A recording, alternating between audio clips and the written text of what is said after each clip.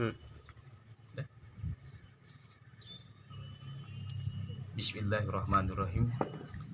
Assalamualaikum warahmatullahi wabarakatuh. Waalaikumsalam. Alhamdulillah wa syukran wa ni'matillah la haula wa la quwata illa billah. Rabbi sholli shodri wa yassir li amri wa hlul 'uqdatam min lisani yafqahu qawli. Amma ba'du.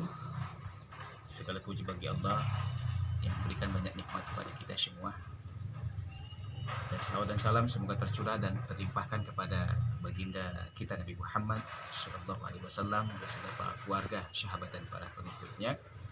Dan mudah-mudahan kita termasuk umatnya insya Allah nanti ke depan di yaumil kiamah kelak kita akan mendapatkan syafaatul ijma. Amin ya Allah ya rabbal alamin. Amin. Kepada semua saudaraku dimanapun berada, mari kita baca Al-Fatihah terlebih dahulu untuk pengarang kitab, yaitu kitab Taqriratus Syadidah. Mudah-mudahan ilmu ini bermanfaat, diamalkan kepada kita semua dan bisa yaitu bermanfaat pula kepada pengarang kitab ini. Amin. Amin. Oh,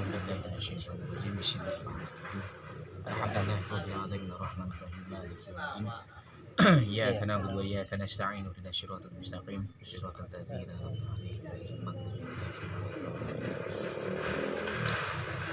Kita lanjutkan masih dalam pembahasan pembatalan puasa.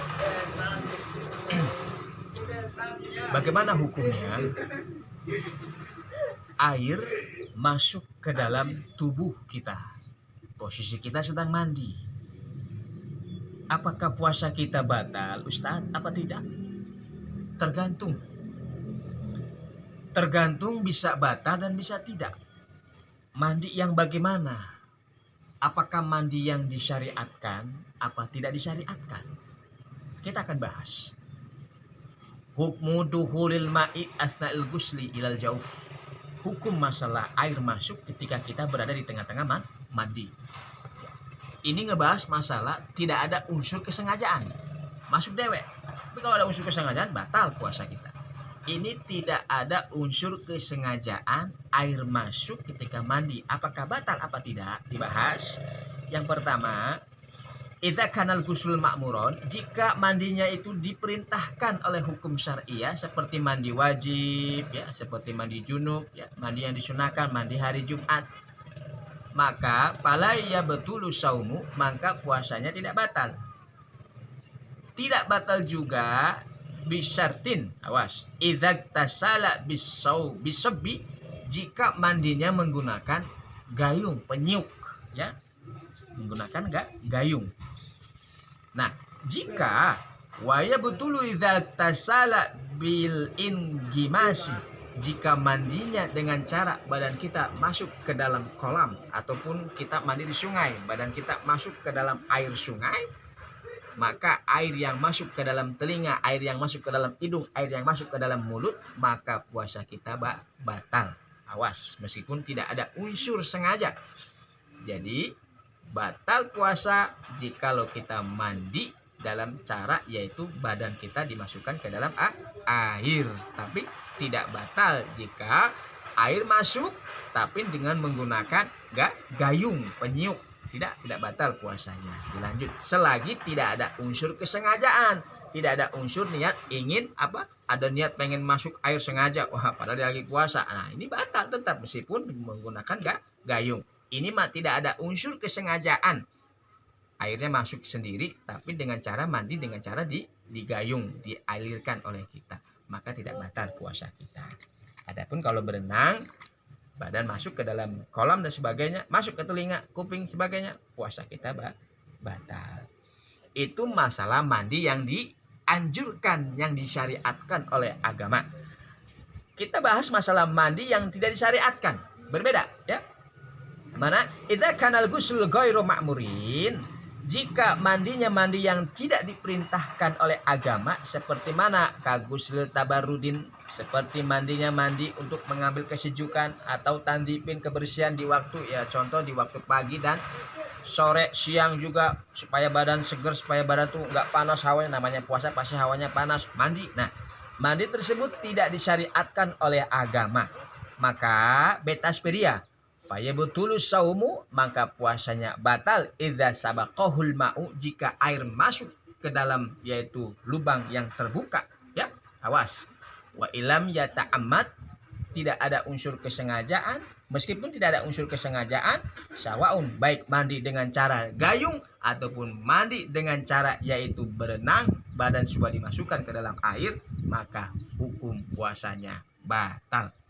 Kesimpulannya, jikalau mandi yang disyariatkan seperti mandi wajib, seperti mandi sunnah pada hari Jumat, jikalau mandi menggunakan gayung, air masuk, tidak ada unsur sengaja, puasanya lanjut, tidak batal.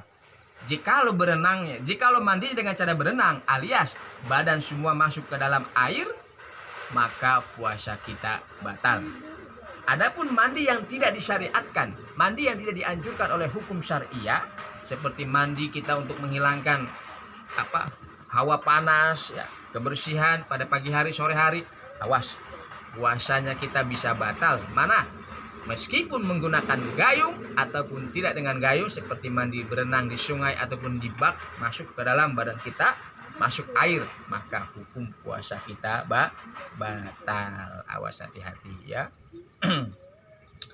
Batal puasa kita. Ustadz, bagaimana kalau kita berkumur-kumur, apakah puasa kita batal? Ya, berkumur-kumur ini, tergantung ya. Ada berkumur-kumur yang dianjurkan, disyariatkan, boleh. Ada yang tidak dianjurkan, tidak diperintahkan oleh hukum syariah. Kita bahas masalah berkumur-kumur bagaimana. Kalau berkumur-kumur yang berkumur-kumur terbagi dua. Ada berkumur-kumur yang disyariatkan, ada tidak disyariatkan. Kalau disyariatkan, contoh seperti berwudu atau mandi wajib, ya, itu disyariatkan. Mandi wajib sunnah, berwudu sunnah, kita berkumur-kumur. Nah, bagaimana hukumnya? Apakah batal apa tidak puasa kita? Awas, bisa batal, bisa tidak. Mana gambarannya? Illam yuballik biha, jika pemakaian airnya itu tidak terlalu banyak, maka jikalau ketelan idza sabaqahul ma'u fala yubtilu, maka puasanya tidak batal. Ya, jadi masalah ukuran air banyak itu bagaimana? Dalam kitab takrir disunahkan kita mau berkumur-kumur dengan tangan satu, menggunakan tangan kanan. Kalau tangan dua ukuran sudah banyak. Ya, awas. Jadi kalau menggunakan air sedikit, ini dianjurkan. Maka hukumnya jikalau ketelet, hukumnya tidak batal, asal tidak ada unsur kesengajaan. Dan airnya kedua adalah sedikit, tidak terlalu banyak. Adapun jika airnya banyak, ilam balik biha, jika airnya terlalu banyak pemakaiannya seperti dua tangan, menggunakan air berkumur-kumur, faya betulus saumu, batal puasanya idza sabaqahul ma'u, jika kemasukan air. Kenapa? Air yang banyak pemakaiannya hukumnya makruh. Air sedikit hukumnya tidak makruh. Jadi berkumur-kumur tetap hukumnya sunnah bagi orang yang berpuasa. Tergantung pemakaian air. Jika pemakaian airnya banyak, maka hukumnya makruh. Jikalau sudah masuk kategori makruh, kita disuruh berhati-hati dalam pemakaian. Adapun pembatalan berikutnya yaitu al-mufattirus sabi'u, pembatalan yang ke-7 adalah keluarnya air mani. Batal keluarnya air mani, baik itu dengan tangan sendiri ataupun dengan tangan kehalalan, yaitu kepada istrinya. Maaf ya, kita bahas masalah air mani. Baik itu dengan tangan dengan cara berpikir-pikir, aunatin, atau dengan cara memandang, melihat wanita dan sebagainya dengan tangan sendiri dan sebagainya, maka keluar air mani, maka hukumnya batal puasanya ya. Awas, hukumnya batal keluar air mani. Ustaz, bagaimana kalau bermimpi?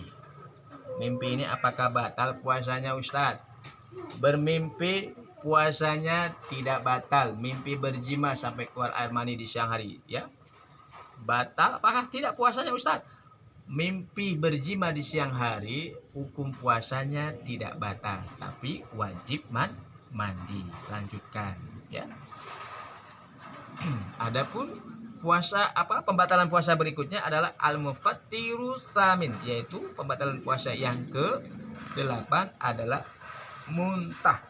Muntah di sini adalah muntah yang disengaja. Adapun muntah tidak disengaja tidak batal, seperti kita melakukan perjalanan jauh, kita pengen puasa. Ya, orang yang perjalanan jauh kan tidak diperbolehkan tidak berpuasa, tapi dia mau puasa. Nah, muntah karena perjalanan tidak menyebabkan puasa batal. Ini mah muntahnya muntah yang disengaja, maka bisa batal. Walau kana qalilan, meskipun hanya sedikit, ya. Itu pembatalan puasa, ya. Adapun kita bahas berikutnya yaitu membahas masalah kemakruhan di dalam berpuasa. Nah, ada 9 yang makruh kita melakukan, yaitu kemakruhan di dalam berpuasa. Yang pertama adalah mengunyah sesuatu, ya. Mengunyah sesuatu, ya, dalam gigi kita, puasanya batal tidak, tapi hukumnya makruh. Yang kedua, dzauqul ta'am, yaitu merasakan, mencicipi makanan biduna hajatin, kalau tidak ada kebutuhan. Kalau butuh tidak makruh. Contoh, di dalam kitab Fathul ini diterangkan, kalau kita mencicipi makanan boleh hukumnya, kalau butuh tidak makruh. Contoh, kalau kita nggak cicipin takutnya keasinan, boleh, dengan syarat ketika kita mencicipi sisanya itu dilepehkan, diludahkan. Asarnya, sisanya boleh ditelan, nggak jadi masalah. Ini mah kalau kita nggak dilepehkan, ditelan, maka hukumnya batal. Ya. Jadi merasakan makanan kita cicipin, jika lo butuh diperbolehkan. Tapi kalau tidak ada kebutuhan, mencicipi hukumnya makruh. Makruh yang lain hukumnya mana? Bekam. Ya. Bekam hukumnya makruh, batal tidak. Ya. Terus makruh yang lain hukumnya makruh ketika berpuasa mana? Majul ma'i ba'dal iftar, meludah air ketika kita sesudah berbuka puasa. Beres buka puasa meludah, hukumnya makruh. Kenapa bisa makruh? Apa elatnya? Fayadhhabu ma bihi min barakati saum, karena meludah sesudah buka puasa menghilangkan keberkahan puasa. Makruh juga berikutnya al-ghuslul bin ingomasi, mandi dalam keadaan berenang. Walau kanal ghuslul wajiban, meskipun dalam keadaan mandi yang dianjurkan, hukumnya tetap makruh karena hampir mendekati pembatalan puasa. Makruh berikutnya bersiwak. Di mana bersiwaknya makruh? Ba'da jawal, sesudah jawal. Apa? Yaitu sesudah matahari ada di tengah-tengah sampai waktu maghrib, itu bersiwak hukumnya makruh. Adapun di bawah sampai ke pagi, ya, dari jawal sampai ke pagi mundur, hukumnya bersiwak tidak makruh, ya. Kenapa makruh dari waktu jawal sampai yaitu matahari terbenam? Karena li annahu yudhibur raihatal fami, karena menghilangkan baunya orang yang berpuasa. Sedangkan baunya mulutnya orang berpuasa adalah seperti dipandang Allah baunya seperti minyak kasturi atau minyak misik, ya. Adapun pembatalan berikutnya kasratul sabai wan naum, memperbanyak makan sampai kenyang, makruh hukumnya. Buka puasa sampai kenyang, hukumnya makruh. Awas, terlalu banyak tidur. Ustadz, kan tidurnya kan ibadah. Ya, tidur yang bagaimana? Kalau tidur dari pagi sampai sore bisa hukumnya makruh. Bahkan bisa dosa. Kenapa? Sampai meninggalkan sholat fardu, zuhur, asar, enggak sholat gara-gara tidur dari pagi sampai sore. Waduh, nauzubillah, udah kayak mayat hidup itu. Ya. Jadi hukumnya makruh, banyak makan sampai kenyang, banyak tidur, ya, hukumnya makruh. Ya. Adapun makruh hukumnya yang ke-8 adalah yaitu menerima syahwat yang dimubahkan dari bertemunya, bercium, berpelukan kepada suami istri, ya, hukumnya makruh. Tapi awas, jangan sampai itu makruh jikalau dalam keadaan syahwat. Adapun kalau tidak menimbulkan syahwat, tidak menyebabkan makruh. Itu saja, mudah-mudahan manfaat. Mudah-mudahan kita semuanya, ibadah kita, puasa kita diterima oleh Allah Subhanahu wa taala. Amin. Terima kasih, selamat berpuasa. Assalamualaikum warahmatullahi wabarakatuh.